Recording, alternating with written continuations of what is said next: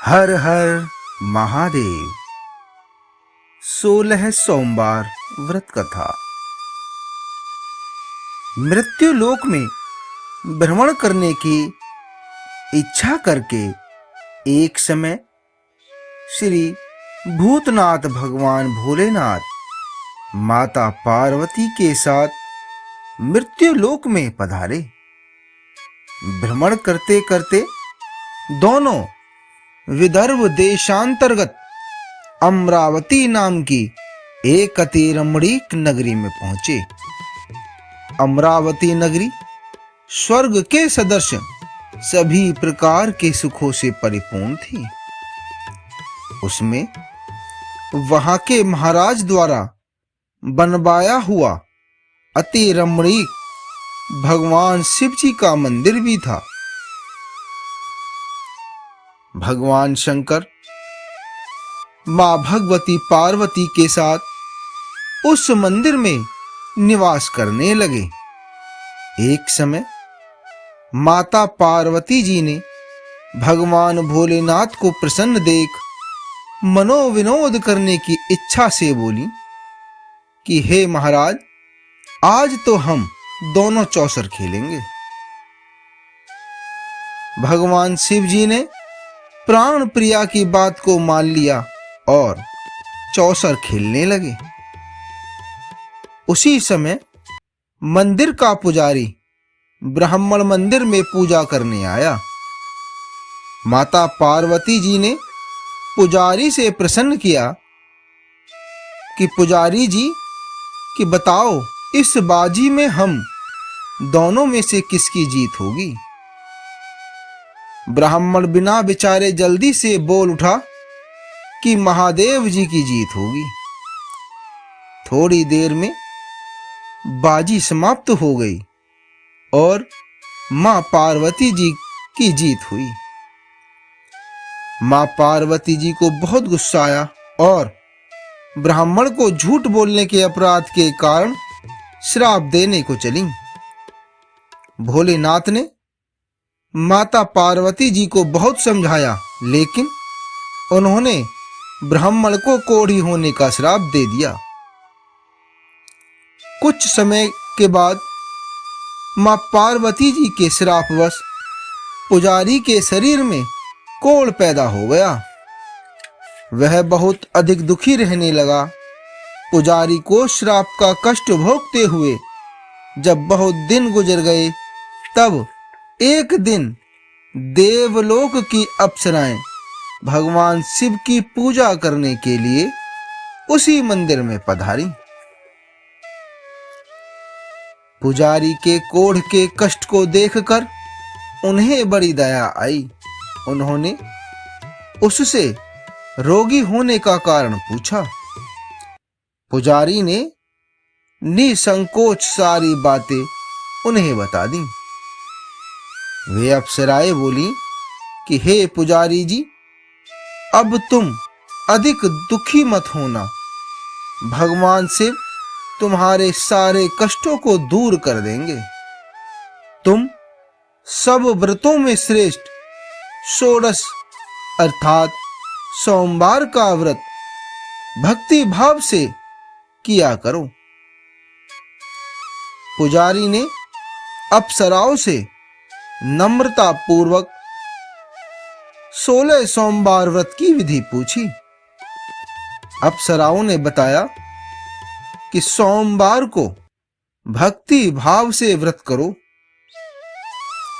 साफ वस्त्र पहनो, संध्या व उपासना के बाद आधा सेर गेहूं का आटा लो, उसके 3 भाग करो और घी, गुड़, दीप, नैवेद्य, पुंगी फल, बेलपत्र, जनेऊ, चंदन, अक्षत, पुष्पादि के द्वारा प्रदोष काल में भगवान शंकर की विधि से पूजा करो। तत्पश्चात 3 भागों में से एक शिवजी जी को अर्पण करो। बाकी 2 शिवजी का प्रसाद समझकर उपस्थित लोगों में बांट दो और आप भी प्रसाद समझकर ग्रहण करो।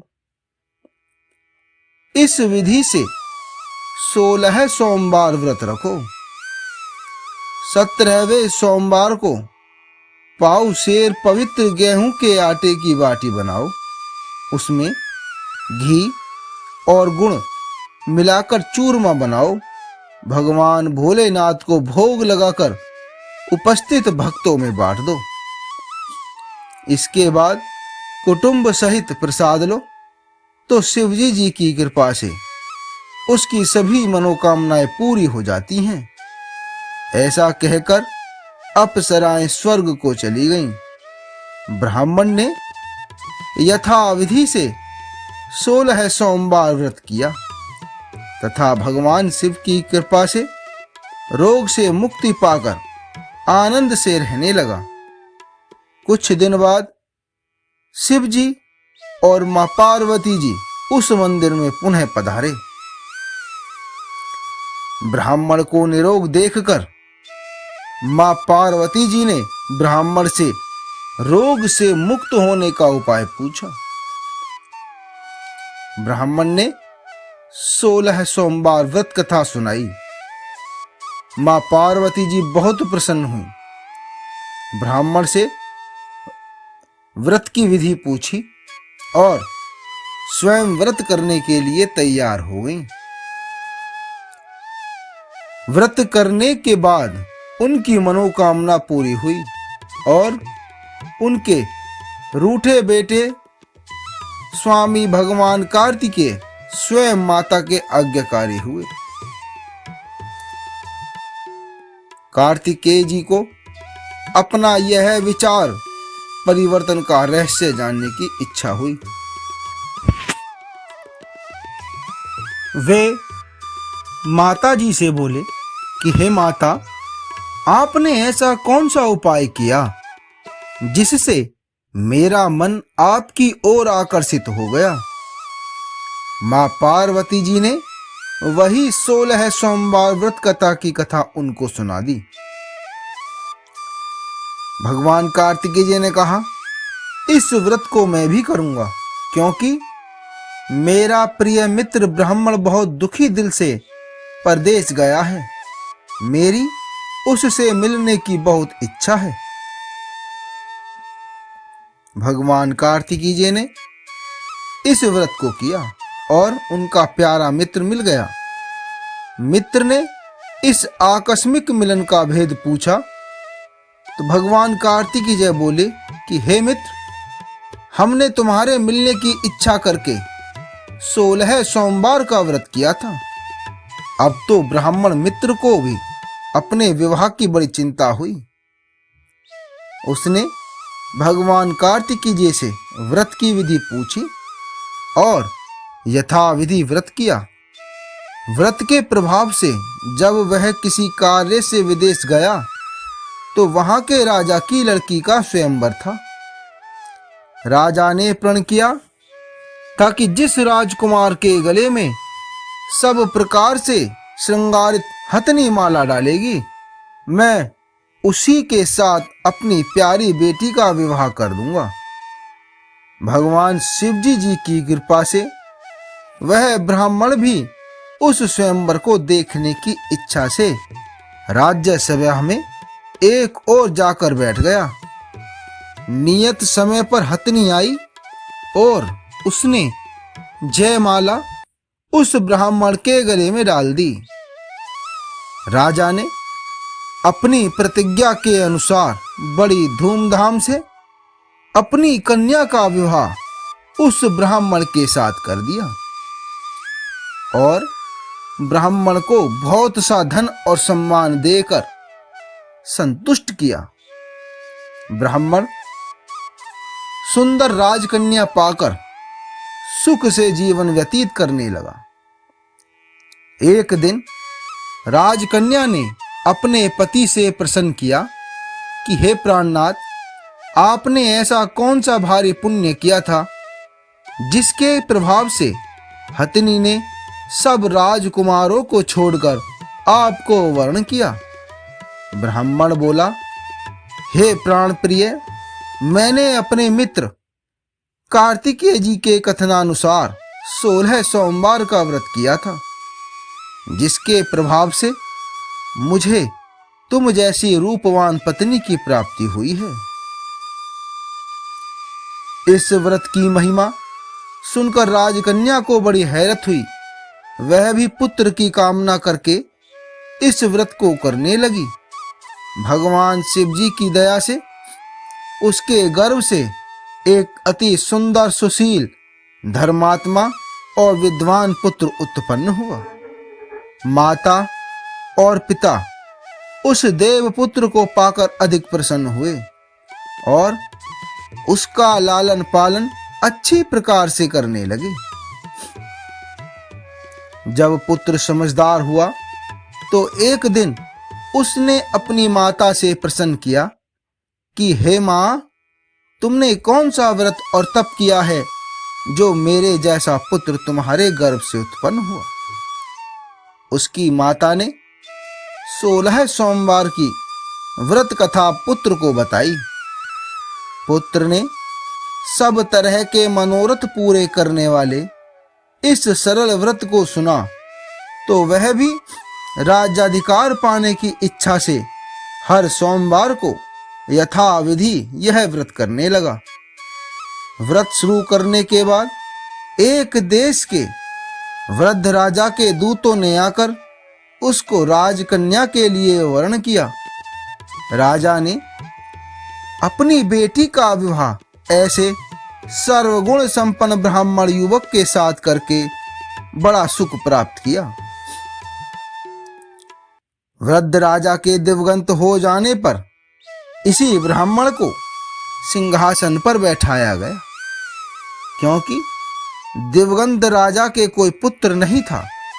राज्य का उत्तराधिकारी होकर भी वह ब्राह्मण पुत्र 16 सोमवार का व्रत करता रहा। जब 17वां सोमवार आया तो विप्र पुत्र ने अपनी प्रियतमा से पूजन सामग्री लेकर शिव पूजा के लिए शिवालय में चलने को कहा, परंतु उसकी पत्नी ने उसकी आज्ञा की परवाह न की। दास दासियों द्वारा सब सामग्रियां शिवालय में भिजवा दी, परंतु स्वयं नहीं गई। जब राजा ने भगवान शिव जी का पूजन समाप्त किया तब आकाशवाणी हुई कि हे राजा, अपनी इस रानी को राजमहल से निकाल दे, नहीं तो यह तेरा सर्वनाश करा देगी। यह आकाशवाणी सुनने के बाद राजा के आश्चर्य का ठिकाना न रहा। उसने मंत्रणा गृह में आकर अपने सभासदों को बुलाकर कहा कि हे मंत्रियों, मुझे आज भगवान शिव जी की आकाशवाणी हुई है कि राजा, तू अपनी इस रानी को राज्य से निकाल दे, नहीं तो यह तेरा सर्वनाश करा देगी। राज्य के मंत्री और सभासद आदि सब विस्मय और दुख में डूब गए, क्योंकि जिस कन्या के कारण उसे राज्य मिला था, राजा उसी को निकालने की बात कह रहा था। यह कैसे हो सकता था? पर राजा ने मंत्रियों की परवाह नहीं की। उसने अपनी पत्नी को राजमहल से निकाल दिया। रानी दुखी हृदय से भाग्य को कोसती हुई राज्य से बाहर चली गई। बिना पद त्राण, फटे हुए वस्त्र पहने हुए, भूख से दुखी हृदय से भाग्य को कोसती हुई चली जा रही थी कि उसकी अचानक एक बुढ़िया से भेंट हुई, जो सूत काट कर बेचने जाती थी। रानी की करुण दशा देखकर वह बोली, चल तू मेरे साथ चल, मेरा सूत बिकवा दे। मैं बूढ़ी हूं, भाव करना नहीं जानती हूं। यह बात सुन रानी ने बुढ़िया के सिर से सूत की गठरी उतारकर अपने सर पर रख ली। थोड़ी दूर के बाद आंधी आ गई और बुढ़िया का सूत पोटली सहित उड़ गया। बेचारी बुढ़िया पछताती रह गई। उसने रानी को अपने से दूर रहने को कहा। इसके बाद रानी एक तेली के घर गई तो भगवान शिव जी के प्रकोप के कारण तेली के सभी मटके उसी क्षण चटक गए। तेली ने भी रानी को अपने घर से निकाल दिया। बहुत से दुख उठाती रानी एक नदी के किनारे गई तो नदी का सारा जल सूख गया। उसके पश्चात रानी एक जंगल में गई। वहां सरोवर में पानी पीने गई तो उसके हाथ का स्पर्श होते ही सरोवर का नीलकमल के समान जल असंख्य कीड़ों में होकर गंदा हो गया।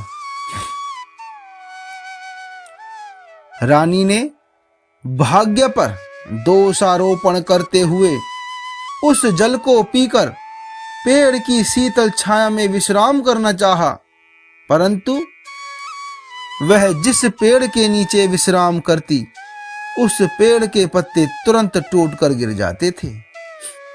वन, सरोवर, जल की ऐसी दशा देख गौ चराते ग्वालों ने अपने गोसाई जी से, जो उस जंगल में स्थित मंदिर में पुजारी थे, यह बात बताई। गोसाई जी के आदेशानुसार ग्वाले रानी को पकड़कर गोसाई जी के पास लाए। रानी की मुख कांति और शरीर शोभा देख गोसाई जी जान गए कि यह अवश्य ही कोई विधि की गति की मारी कुलीन स्त्री है। पुजारी जी ने रानी से कहा, पुत्री, मैं तुमको अपनी पुत्री के समान रखूंगा। तुम मेरे आश्रम में आकर रहो। मैं तुम्हें किसी भी प्रकार का दुख नहीं होने दूंगा। गोसाई जी के वचन सुनकर रानी को धीरज हुआ। वह आश्रम में रहने लगी। रानी जो भोजन बनाती उसमें कीड़े पड़ जाते, जल भरकर लाती उसमें भी कीड़े पड़ जाते। रानी की यह दशा देख गोसाई जी भी बड़े दुखी हुए और रानी से बोले, हे पुत्री, तुम्हारे ऊपर कौन से देवता का प्रकोप है जिससे तुम्हारी ऐसी हालत हुई? पुजारी जी की बात सुनकर रानी ने शिवजी महाराज के पूजन का बहिष्कार करने की बात बताई। तो पुजारी जी शिवजी महाराज की अनेक प्रकार से स्तुति करते हुए रानी से बोले कि हे पुत्री, अब तुम सब मनोरथ पूरे करने वाले 16 सोमवार का व्रत को करो। उसके प्रभाव से इस कष्ट से तुम मुक्त हो सकोगी। गोसाई जी की बात मानकर रानी ने 16 सोमवार व्रत किए। 17वें सोमवार को विधि विधान सहित पूजन किया। उस पूजा के प्रभाव से राजा के हृदय में विचार आया कि रानी को गए हुए बहुत समय बीत गया, न जाने कहां कहां भटकती होगी, उसे ढूंढना चाहिए। यह सोचकर रानी को तलाश करने के लिए राजा ने चारों दिशाओं में दूत भेजे। वे दूत रानी को तलाश करते हुए गोसाई जी के आश्रम में पहुंचे। वहां रानी को पाकर उनसे रानी को अपने साथ ले जाने का आग्रह करने लगे, परंतु गोसाई जी ने मना कर दिया। दूत चुपचाप वापस लौट आए और राजा जी को रानी का पता बतलाया। रानी का पता पाकर राजा गोसाई जी के आश्रम में गए और उनसे कहा कि हे महाराज, जो देवी आपके आश्रम में रहती है वह मेरी पत्नी है। भगवान शिव जी के प्रकोप के कारण मैंने उसको त्याग दिया था। अब मैं भोलेनाथ की कृपा से उसे लेने आया हूँ। कृपया मुझे अपनी पत्नी को साथ ले जाने की आज्ञा दें। यह सुनकर गोसाई जी बड़े प्रसन्न हुए उन्होंने रानी को राजा के साथ जाने की अनुमति दे दी। राजा बड़ी प्रसन्नता से रानी को महल में लेकर आया। सारे राज्य में उत्सव मनाया गया और चारों तरफ प्रसन्नता की लहर दौड़ गई। सारी प्रजा ने अपनी रानी के आने पर खुशियां मनाई। राजा और रानी फिर नियम पूर्वक 16 सोमवार के व्रत का पालन करते हुए बहुत समय तक आनंद पूर्वक भूलोक पर निवास करते रहे। अंत समय में दोनों को स्वर्ग की प्राप्ति हुई। इस प्रकार जो मनुष्य 16 सोमवार के व्रत को श्रद्धा पूर्वक करता है, उसकी सभी मनोकामनाएं भगवान शिव जी की कृपा से पूर्ण होती हैं और उसे मोक्ष की प्राप्ति होती है। बोलो भगवान भोलेनाथ की जय।